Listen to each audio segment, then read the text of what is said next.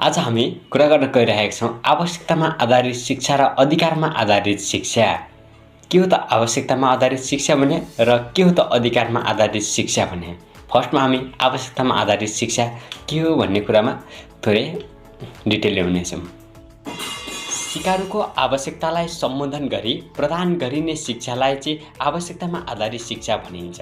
समाजमा हरेक वर्गको आवश्यकतालाई पहिचान गरी चाहिँ उक्त आवश्यकतालाई सम्बोधन गरी प्रदान गरिने शिक्षालाई नै आवश्यकतामा आधारित शिक्षा भनिन्छ। समाजमा पछि परेका वा पछि पारिएका व्यक्तिहरूलाई शिक्षाको मूल धारमा ल्याउन सञ्चालन गरिने शिक्षालाई नै आवश्यकतामा आधारित शिक्षा भनिन्छ।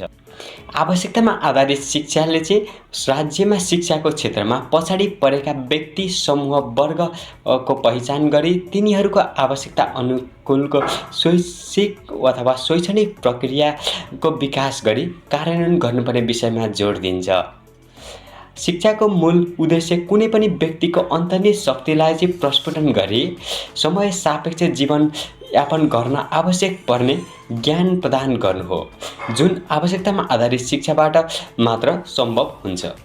अब हामी अधिकारमा आधारित शिक्षाको बारेमा थोरै चर्चा गर्दैछौँ। के हो त अधिकारमा आधारित शिक्षा भनेर यसको बारेमा थोरै चर्चा गरेपछि हामी प्रष्ट हुनेछौँ।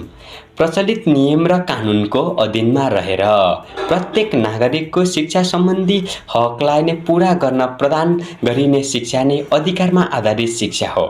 अधिकारमा आधारित शिक्षाको अवधारणा युनेस्कोले अगाडि सारेको पाइन्छ। अधिकारमा आधारित शिक्षाको अवधारणा सबैका लागि सबै किसिमको र सबै तहको शिक्षा सधैँभरि जुनसुकै अवस्थामा पनि उपलब्ध हुनुपर्छ भन्ने मान्यतामा आधारित छ। राज्यले व्यक्तिको शिक्षा सम्बन्धी अधिकारको सम्मान, संरक्षण र पदपूर्ति रेस्पेक्ट प्रोटेक्ट एन्ड फुलफिल गर्नुपर्छ भनेको छ।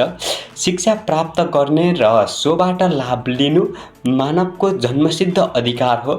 यसले चाहिँ के गर्छ? सम्मान संरक्षण र प्रचलन गराउन राज्य जिम्मेवारी र जवाबदेही बन्नुपर्छ भनेको छ भन्ने मान्यतालाई चाहिँ के गर्छ? अधिकारमा आधारित शिक्षाको रूपमा लिन सकिन्छ। व्यक्तिको परिष्कृत र मर्यादित जीवनका लागि शिक्षाको जीवन आत्मसात र मर्यादासँग आबद्ध गरी यसलाई नै मानव अधिकारको रूपमा स्वीकार गरिएको छ।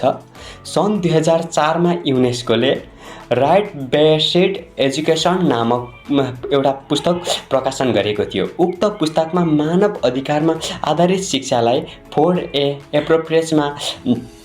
एप्रोप्रिएट्सका रूपमा व्याख्या गरिएको पाइन्छ। एबिलिटी, एसेसिबिलिटी, एक्सेप्टेबिलिटी र एडप्टेबिलिटी भनिन्छ।